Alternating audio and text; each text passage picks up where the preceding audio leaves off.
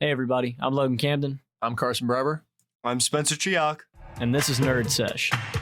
No!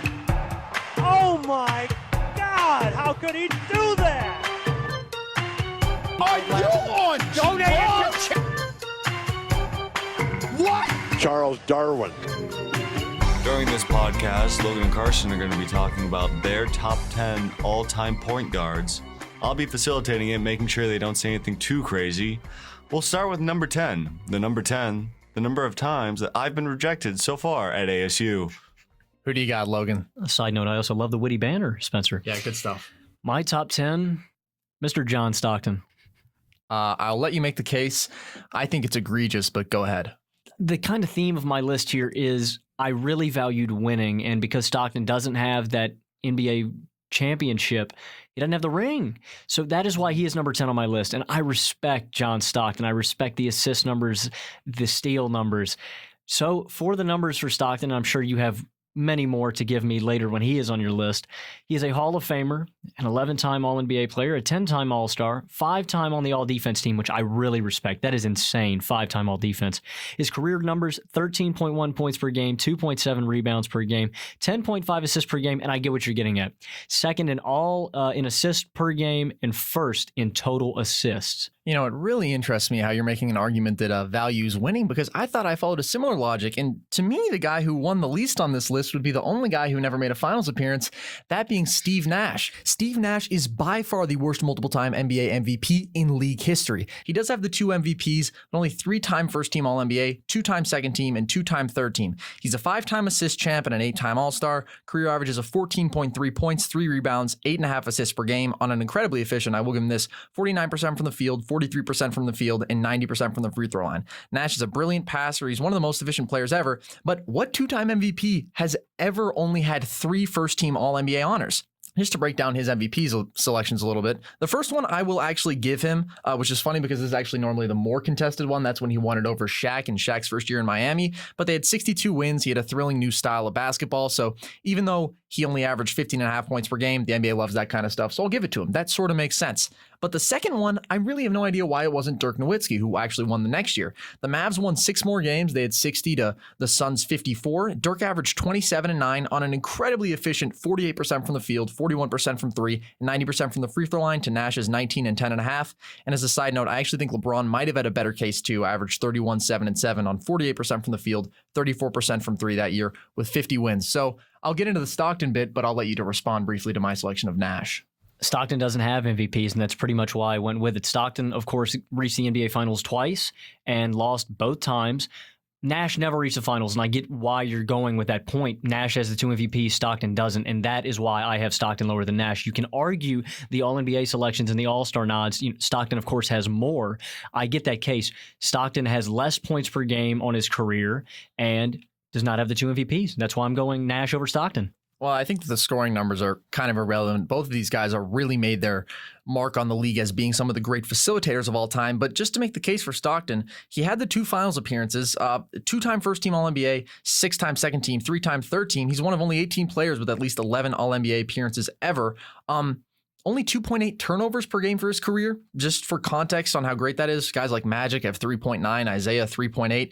Really only Chris Paul is better among all-timers. As you mentioned, he's the all-time leader in assists. He has over 15,000. No one else has more than 13,000. Steals, 3,265. No one else has even 2,700. And just to make the winning debate, yes, he never got the big one, but he was on 10 50-win teams, 3 60-win teams, had 5 conference finals appearances, and made the playoffs every single year of his 19-year career. Right back into it. The only thing that I think you can hold Stockton over Nash's, that Stockton can hold over Nash's head, is the 5-time all-defensive nods, and well-deserved. I'm not arguing the validity of the all-defensive nods, and the 2 finals appearances. Again, the 2 MVPs, I just think, separate Nash and Stockton. And if I felt that the MVPs were more deserved, then I would give it to you, because it's tough to make an argument for any guy that has 0 MVPs over a guy that has 2 MVPs, but there's actually a lot of guys that I'm going to make the case for on this list over Steve Nash. As obviously, I have him at 10. Just to sum up the case for Stockton, it's one of longevity, consistency, winning, one of the an even better passer than Steve Nash, believe it or not, and obviously defense. So for me, I don't have Nash. I have Nash as my 10th guy. I'm going to have to disagree with you, Carson. I would put Nash higher on my list. Value does not mean best.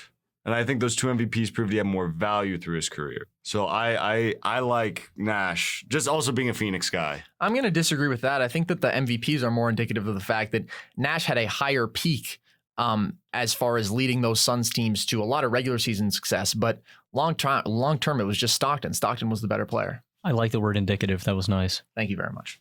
Don't worry, Nash will definitely be brought up again later on. Let's go on to number 9. The number of times my ex-wife has cheated on me.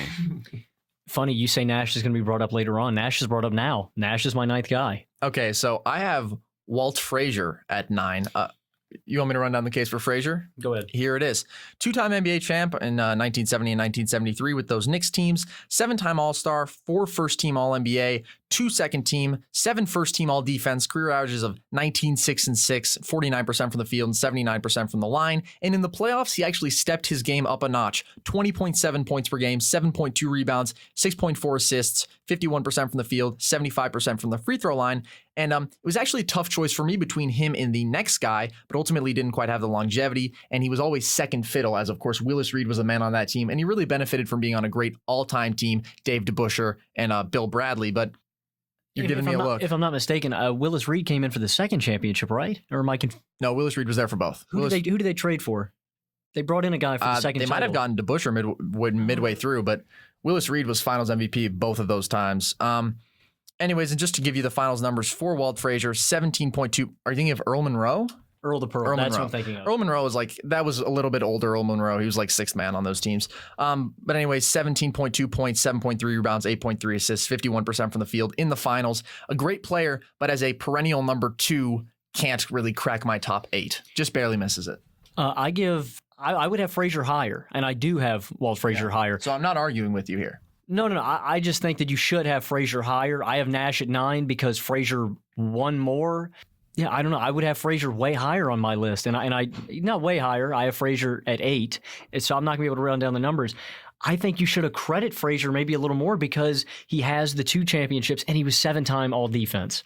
His per game numbers, sensational defender. His per game numbers are very good for such a long career. So since you have Frazier, I feel like this could be a seamless transition for me to make the case for why I have Frazier at 9 and not 8.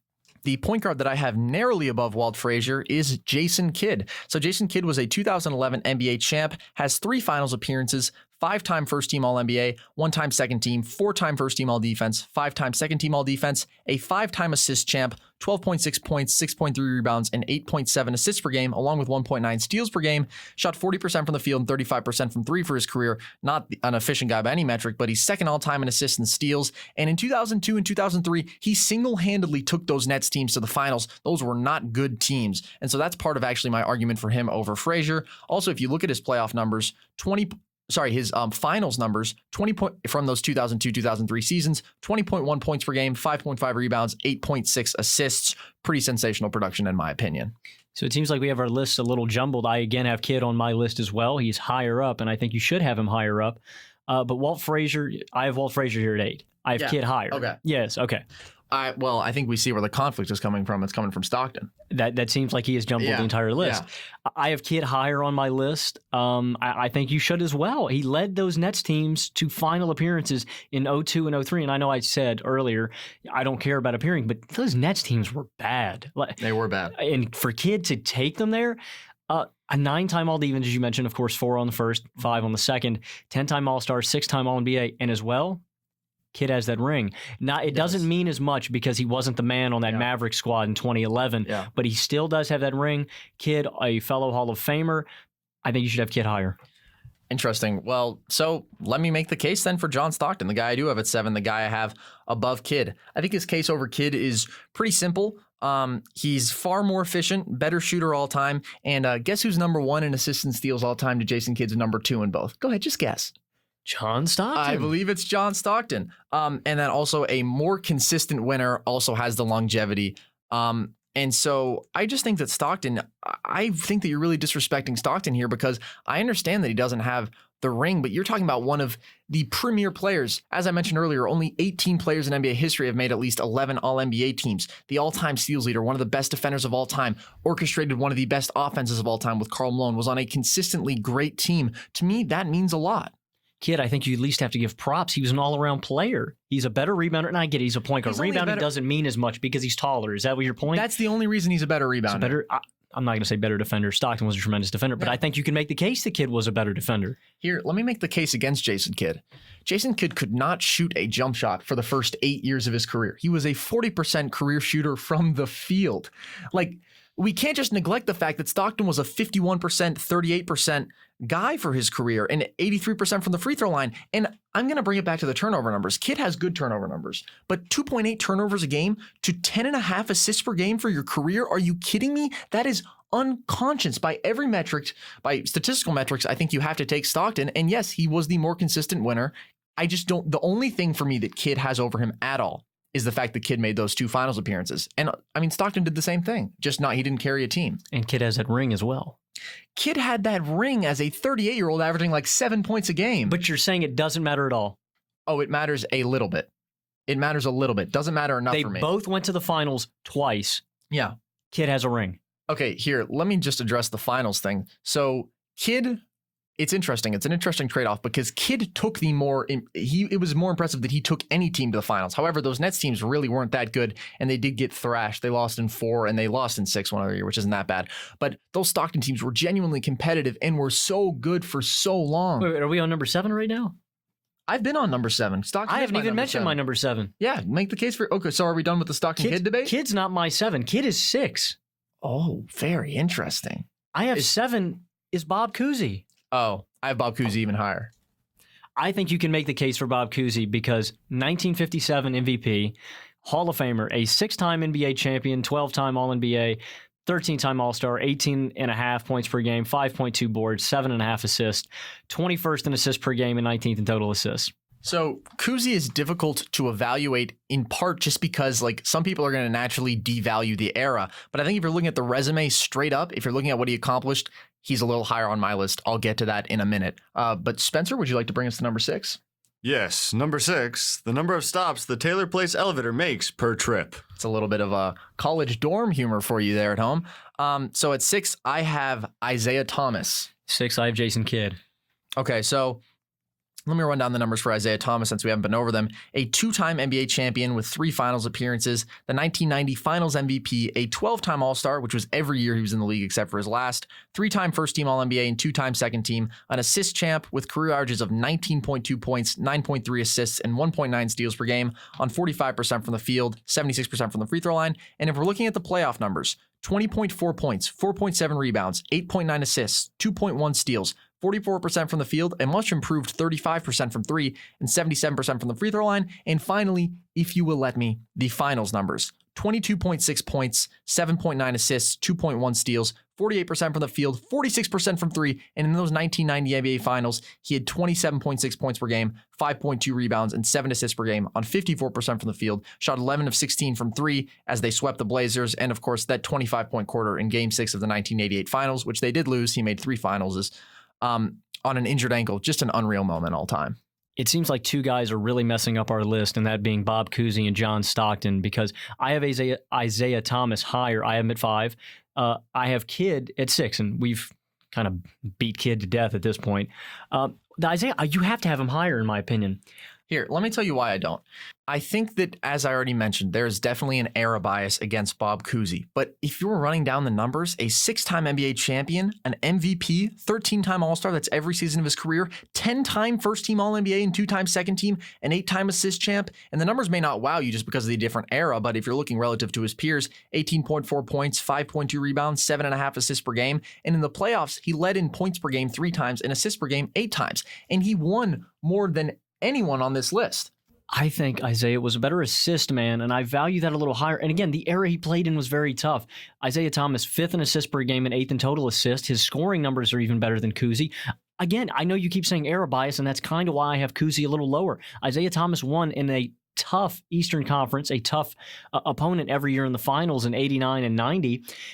I value Isaiah Thomas, I guess, more in the 80s than I do Cousy back in the 50s and 60s. Kuzi had a well-deserved MVP, cough, Steve Nash, cough. And yeah, 2 championships in a modern era is really impressive, but 6 championships, that can't just be discarded. That's really impressive. And by the way, I understand you're looking at the raw assist numbers from Isaiah, but if you're looking relatively to their peers, Kuzi was an 8-time assist champ. Isaiah was only 1. Assist numbers were just lower back then, just like field goal percentage was a lot lower. But in the scoring numbers, they're basically the same. So to me, it's got to be Kuzi, in part because of winning and because he had the higher individual peak, had more longevity, in my opinion. I just think in every way it's got to go to Kuzi. Well, I'm also picking up because I feel like Isaiah Thomas has been disrespected in the point guard conversation for a long time. Could not agree more. And I actually initially, before I really thought about this, I had Stockton above Isaiah Thomas. And I think Isaiah Thomas is a guy that you're looking at a guy that was the best player on 2 championship teams. There are not very many players of that caliber in history. And just because he never won the MVP, doesn't mean that he doesn't deserve any respect. If I'm being frank with you, I think we're running in a bit of a circle. Spencer, how about you bring us into the next one? All right, just to recap what's happened so far. We'll start with Carson. He chose Steve Nash at number 10, Walt Frazier at number 9, followed by Jason Kidd, then John Stockton at number 7, Isaiah Thomas at number 6, Bob Cousy at number 5, and we're about to find out his number 4 pick. As for Logan, he went John Stockton at number 10, Steve Nash at number 9, Walt Frazier at 8, Bob Cousy at 7, Jason Kidd at 6, Isaiah Thomas, and we're about to find out his number 4. About the number 4, it's the number of times Logan has said giddy up since coming to Arizona State. Fake news. That's false information. Well, that's more of a North Virginia thing, isn't it? I agree. Thank you. It's also a West Virginia thing. It's also a West Virginia thing. There's a lot of beef between the Virginias, for those of you who don't know. It's a lot of good content to be squeezed out of that. Number 4, who you got for me, Carson? I have the Big O, Oscar Robertson. That's tough. Number 4, I have Jerry West, and I'm assuming we flipped, correct? Yeah, we flipped. Jerry West, I think... This will be a good debate, I think. I agree. Oscar Robertson, the MVP nod, as I've said. Again, a little bit of contradictory. I said the Bob Cousy was in a different era, but the MVP nod for Oscar Robertson. Yep. He's a Hall of Famer. Yep. 1971 NBA champion, 11-time All-NBA, 12-time All-Star. His numbers are great, 25.7 a night, points, of course, 7.5 rebounds a game, 9.5 assists a game, 9th in points per game, 12th in total points, 4th in assists per game, 6th in total assists.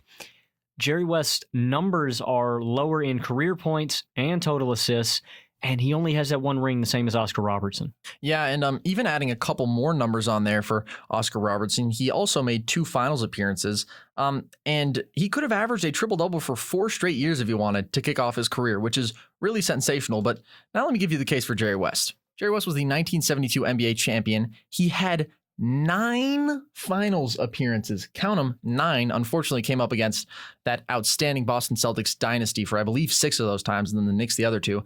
He was a 1-time finals MVP in a losing effort in 1969, which has, of course, never been done since. He was a 14-time All-Star, 1-time scoring champ, and a 1-time assist champ. Meanwhile, the Big O was also a 1-time scoring champ and a 6-time assist champ.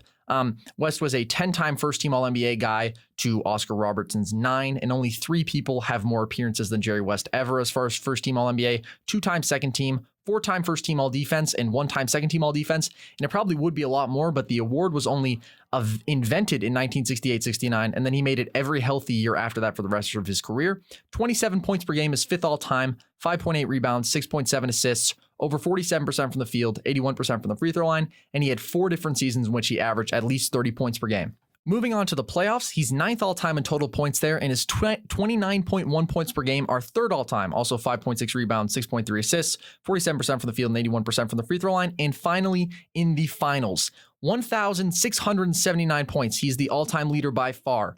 30.5 points per game, 3rd all-time. 5.6 assists, and he's 3rd all-time in total assists and 46% from the field. So here is the argument for Jerry West. Yes, Oscar has the MVP. And generally, I would not pick a guy without an MVP over a guy with an MVP. However, Oscar Robertson's postseason success basically all came when he was second fiddle to Kareem, of course, on those Bucks teams. He only averaged 18-9 in that championship season, 16-8.5 in his playoff career with the Bucks. And his career playoff averages of 22.2, 6.7, and 8.9 are obviously not on the level of Jerry West. Jerry West is one of the all-time great finals performers ever and one of the all-time great playoff performers ever. And by the way, he can compete with he actually probably has slightly better regular season resume than Oscar Robertson as well, except, of course, Oscar Robertson has that one-time MVP. To me, it doesn't matter. 9 finals appearances, a finals MVP in a losing effort, and the scoring numbers that I already ran down for the postseason. Just an unbelievable playoff resume from Jerry West, top 5 postseason player of all time. As you so eloquently put it, Oscar has the MVP, of course, and his assist numbers are better. But you want to say that Oscar didn't succeed until he had Kareem? Jerry's one championship came with Wilt. What are you getting at? That was an old, washed-up Wilt. And I'm talking about, you want me to talk about success? You can look up the numbers for Wilt. That Wilt was averaging like 20 a game, which, yeah, by Wilt standards is actually old and washed up, believe it or not. Wilt did get that finals MVP, but he made 9 finals appearances. Oscar Robertson could not get to the finals without Kareem Abdul-Jabbar. That's what I'm talking about when I mean playoff success. One ring to me can be a bit of an outlier, but you're talking about a guy that was always in the conversation and was regularly outcompeting Oscar Robertson in those same seasons. 19.4 points and 23.2 rebounds for Wilt.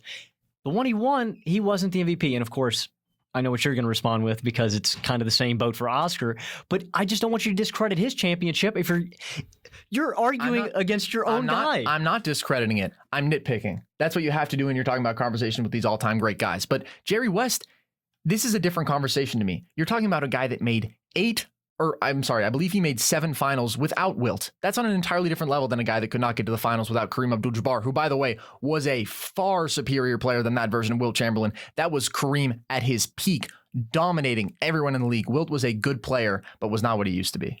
Last thing I got to say is, again, the assist numbers are better for Oscar, and he's got the MVP. That's about all I got. All right, we're going to go on to the number 2. The number 2 is twice as many Super Bowl wins than what the Bills have.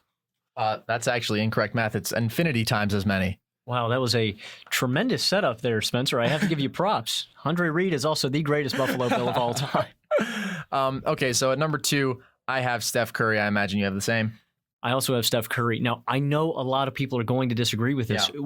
What is their argument? What do you think their argument is? They don't have a case. Their argument is the fact that they have bias against the greatest shooter of all time, who they, for whatever reason, I don't know, they dislike the Warriors. That's basically it. And I'm not a Steph Curry fanboy, but you look at the numbers and they're tremendous. And as you said, he is the greatest shooter of all time. Yeah. Okay, I will run down the numbers, and let me tell you, there are a lot of them because I go deep into the finals numbers here and the playoff numbers to sort of debunk the idea that Steph Curry is not a playoff performer. There is a slight drop-off in numbers, but it is not nearly what a lot of casual NBA fans will have you believe. Steph Curry is a 3-time NBA champ with 5 finals appearances. He's a 2-time MVP and is, of course, the only unanimous MVP in NBA history. A 1-time scoring champ, a 1-time steals champ, 3-time first-team All-NBA, and he's adding to that tally, let me tell you. 2-time second team, 1-time third team, and a 6-time All-Star. Career averages of 23.5 points, 4.5 rebounds, and 6.6 assists, along with 1.7 steals per game, shooting 48% from the field, 43.6% from 3, 90.5% from the free throw line, has a 58.2% effective field goal percentage with a 7th all-time, and is actually the best of any non-big man, and his 62.4% true shooting percentage is 4th all-time. He's led the league in free throw percentage 4 times, 3-pointers made for 5 straight seasons from 2012 to 2017, has never shot under 41% from 3 in a season, and now, Logan, unless you have anything else to add for those numbers, I will address the playoff detractors. Along with, you've seen this past season with Kevin Durant that his numbers still insane. Yeah. His career numbers are lower just because of early on him finding his footing. Yeah. I do not understand any other case you could make because honestly, the only case I can see you making for a guy this high is maybe Bob Cousy just because of how much he won. But again, I'm detracting because of his era. 3 NBA final wins in his in the modern NBA. 2 MVPs. You said it best. As a Warriors fan, I know you've got it under wrap. Yeah. Why don't you go ahead and run it down for me? Just to be clear, I am from the Bay Area, so I am not a bandwagon fan. But here are the playoff numbers. 26.5 points per game, 5.4 rebounds, 6.3 assists, 45% from the field, 40% from 3, 91% from the free throw line, an effective field goal percentage of 55.8, which is still 15th all time, and a true shooting percentage of 60.9%, which is 5th all time. He's a guy that's averaging over 26, 5, and 6, and is doing so on all-time efficiency. And that's somehow not enough for people. And let's get into the finals because obviously he does not have the finals MVP. I made a video on YouTube back when I was a YouTube creator on why he is by far the greatest finals performer ever without a finals MVP. But first, let's acknowledge the 1 year in which he was subpar in the finals. 2016, 22.6 points, 4.9 rebounds, 3.7 assists, 40% from the field, 40% from three, 93% from the free throw line still, but wasn't a good year. It seems to be pretty understood that he was dealing with ankle issues, but still, that was a bad loss and a bad performance by Steph. But if we run down the overall finals numbers, 26.5 points per game is 10th all time in the finals and 6.2 assists per game. 42% from the field, 38.5% from three, 93% from the free throw line, and is the all-time leader in both finals and playoffs three-pointers made by far. And now let's go through the individual finals just to hammer this point down. 2015, when he was, in my opinion, egregiously stripped of that NBA Finals MVP. Andre Iguodala had a great series, but Steph was the only reason they were anywhere near the finals. He made that entire team go offensively. Do you disagree with that point? I can say with confidence, I have nothing to add. Okay, so here are the numbers. 26 points, 5.2 rebounds, 6.3 assists, 44% from the field, 39% from three, 89% from the free throw line. That's efficient 26, 5, and 6. The best player by far on the best team. That should be a finals MVP. 2017 finals, 26.8 points, 8 rebounds, 9.4 assists. Are you kidding me, by the way, with those numbers? That's ridiculous. 44% from the field, 39% from three, and 90% from free throw line. Only lost that finals MVP because Kevin Durant was even more sensational. And then the 2018 finals, 27.5 points, 6 rebounds, 6.8 assists, 40% from the field, which is down because he had that abysmal game 3, but he was sensational in every other game. 42% from three and did not miss a free throw. And then the 2019 finals this past year, 30.5 points, 5.2 rebounds, 6 assists, 41.5% from the field, 34% from three, and 95% from the free throw line. So 4 of those 5 years, he's at least 26, 5, and 6. And yes, the numbers are a little bit down, but they're really, when you consider the volume of threes that he's taking, they're actually, if you look at the advanced numbers, he wasn't inefficient. Listening to you talk, I'm out of breath. Spencer, why don't you bring us in for number 1? And here's number 1. If you don't have this guy number 1 on your list, I don't know what you're doing. Looking at Carson as I'm saying this, number 1, of course, obviously, Jimmer Fredette. He dropped 75 points on the Fly Dragons. So if you don't have him number 1, I don't know what you're doing, okay? The Phoenix Suns made a mistake by cutting him. Yeah. He's coming back, and he's winning MVP this year. Of course I kid. Number 1. No, you don't. Because I also have Jimmer. Number 1, of course, Magic Johnson. It shouldn't really be a conversation. Maybe Steph, if he keeps winning, if he keeps dominating, maybe another MVP. Even then, I don't see a path for Steph to reasonably get there. And I love Steph, but Magic is on another level. Well, right now, I'm saying if something crazy happens and Steph is the best player in the world for a few more years. Yes, that is true. But right now, and probably for maybe the end of time, Magic Johnson is number 1, a 3-time MVP winner, 1987, 1989, 1990. He's a Hall of Famer, a 5-time NBA champion, 1980, 1982, 1985, 1987, 1988, and a 3-time Finals MVP, 10-time All-NBA, 12-time All-Star. His numbers for his career, 19.5 points per game, 7.2 rebounds per game, 11.2 assists per game, 76 in points per game for a point guard is still very good. First in assists per game, and 5th in total assist. How about we got some more analytics for me, Carson? Yeah, and of course Magic, the 19 points per game, but we saw that when he wanted to be one of the best scorers in the league, I believe it was that 86-87 season when he just averaged 23 a game because Kareem was a little bit on the decline and he said, hey, I'm one of the best scorers in the league too. And the playoff numbers for Magic, 19.5 points, 7.7 rebounds, 12.3 assists on 51% from the field. One of the most impressive things to me about Magic's career is 9 finals appearances. That is absolutely unreal. Also 3 finals MVPs, maybe the best passer of all time. He's 5th all time in assists. He's the playoffs and finals assist leaders by far.